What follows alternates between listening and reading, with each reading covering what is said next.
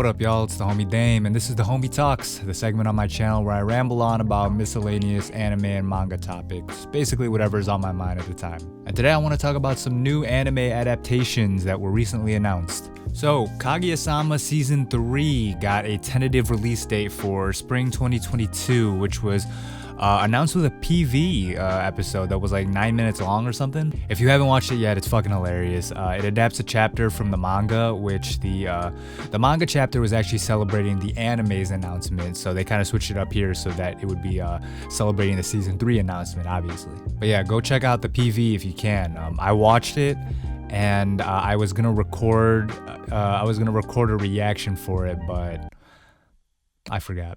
I'm excited for what Season 3 could possibly bring. I know the fandom has been speculating about it since Season 3 was even greenlit, like last year, around fall or so. I've read the manga, and if I had to guess, I don't know, it's been a minute, but I can see them covering up to like the Culture Festival arc, which a lot of the fandom is also speculating that, you know, that they'll cover up to. And damn, man, obviously I'm not going to spoil anything here, but that'll be an arc that, you know, breaks the internet if they pull it off well, just because of how, you know, well written it is, how fun it is to read, and obviously I think it'll translate to a good anime adaptation to watch. As far as I know, A1 Pictures will still be the studio, still working on it, so we should be able to expect the same level of quality as the first two seasons, because, I mean, they made Sword Art Online. It's always quality with A1.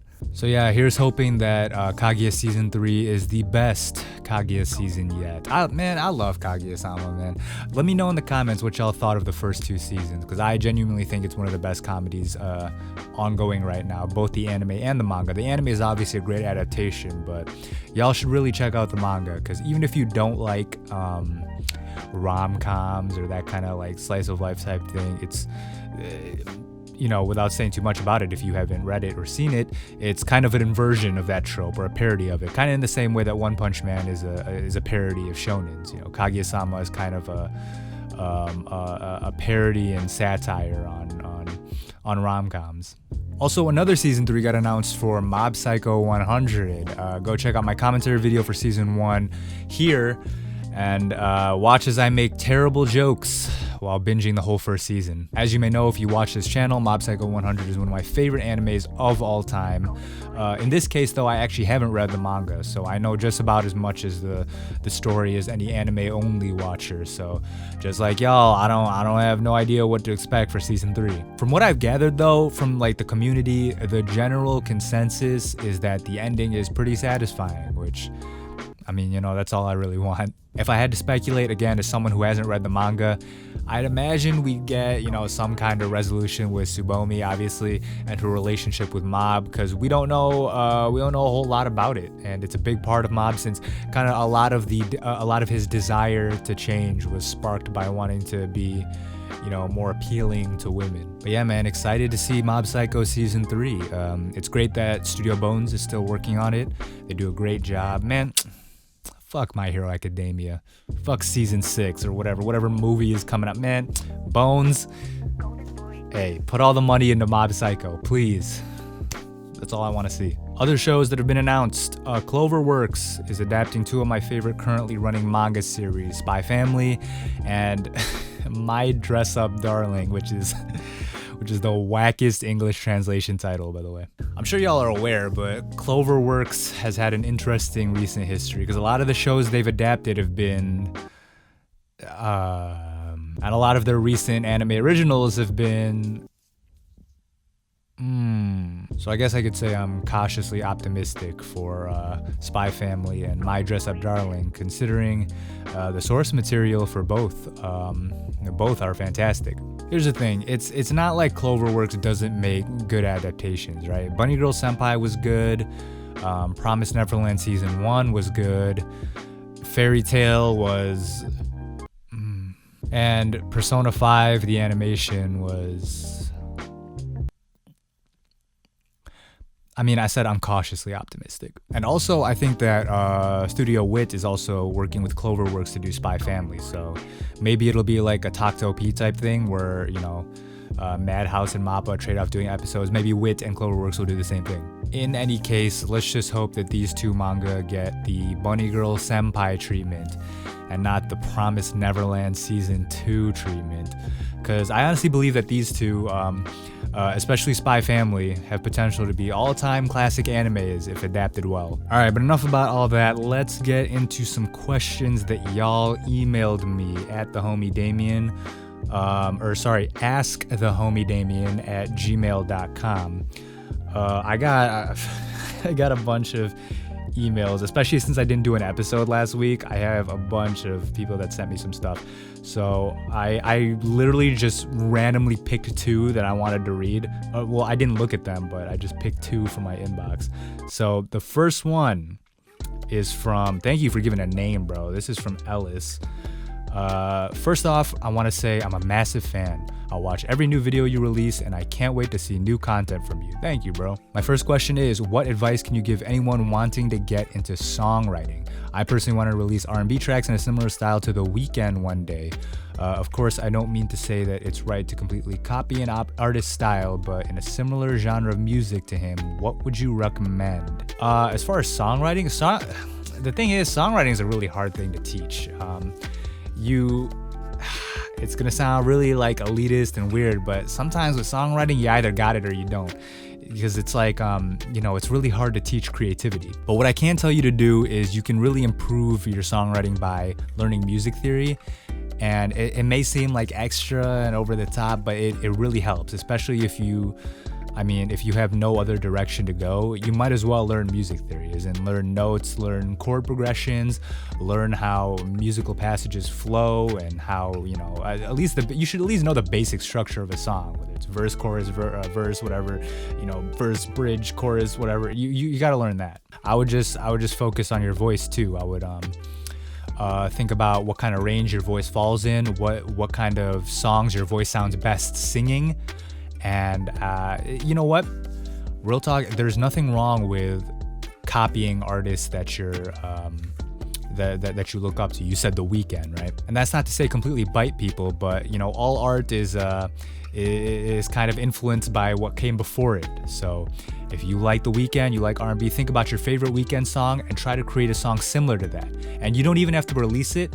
It can just be for, practice for you, but that'll help you a lot in terms of learning what kind of sound fits you best and, what kind of songs you're good at writing. My second question is, would you ever consider doing more content based on music production and breaking down songs and albums by artists to analyze what makes their music unique? Yeah, okay, I know I've been saying this for so long now, like, oh yeah, you get ready for the music content on this channel. Y'all gonna see me analyze OPs or more OSTs from animes. And yeah, I am planning on doing that, but I'm busy, y'all. I'm busy. Obviously, this is not my full-time job. I love doing YouTube, but I got other stuff to be doing, so I have been working on stuff for a while though, so keep an eye out for music content. Like I said, I want to break down specific OST tracks from different animes. I think that would be a fun series to do. And then obviously I'm gonna do more OP reaction ratings too. My third question is, what advice would you give to someone for creating a stage name? Because when I start releasing my own music one day, I want to have a stage name, and I'm not sure how to create one that sounds and looks good but also has a meaning. Okay. If I gotta be real, man, you don't really need to put too much thought into a stage name.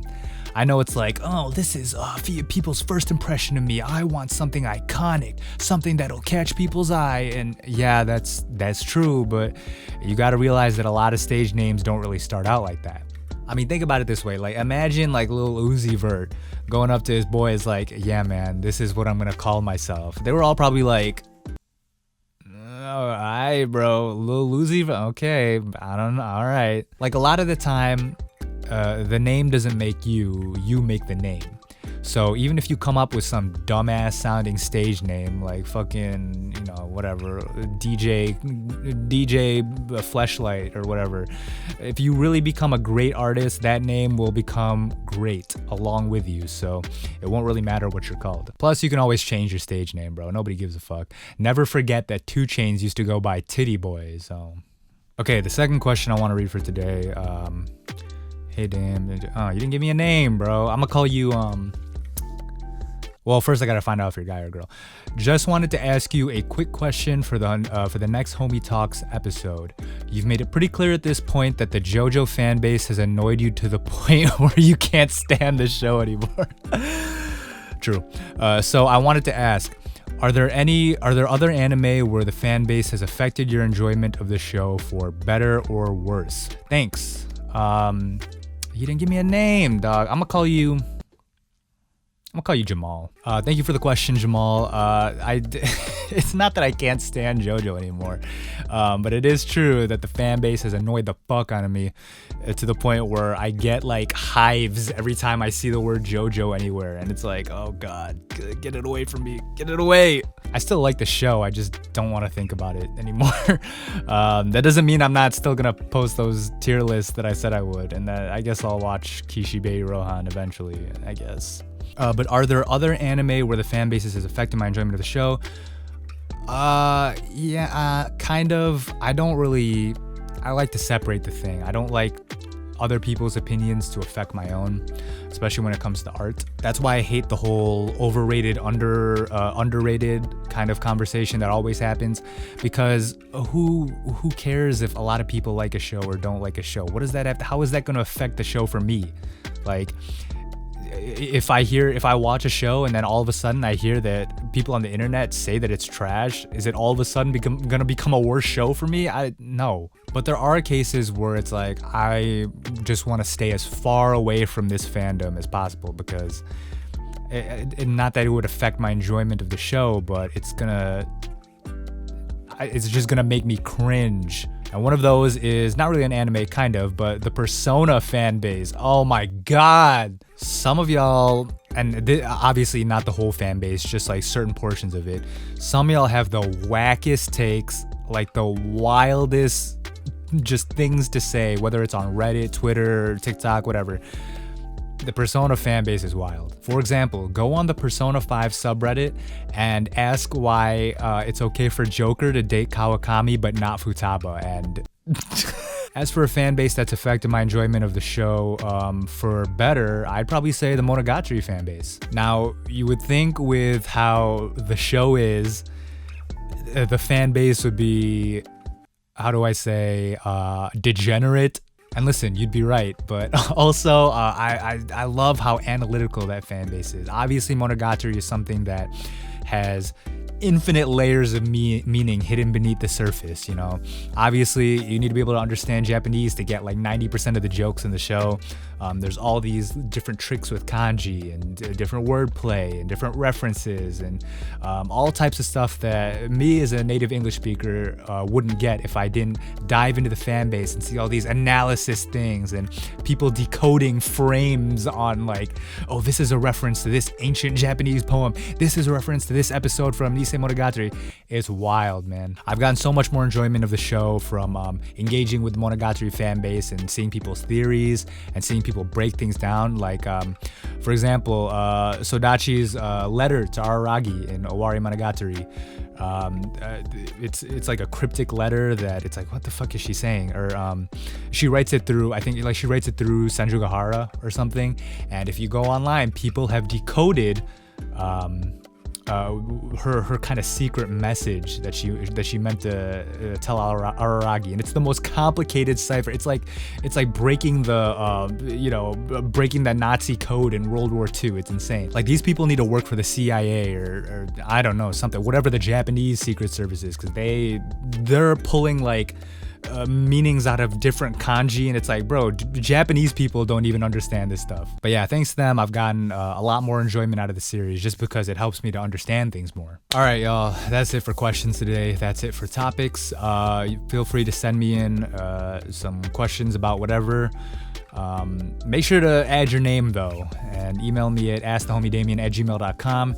And also, like, subscribe, do all that. Donate to Patreon if you want early access to videos. Y'all know what's up, man. Follow me on Twitter at the Damian Gold. I'm posting a lot these days. I'm tweeting. My Twitter fingers, Twitter fingers active. But yeah, that's the video. Peace.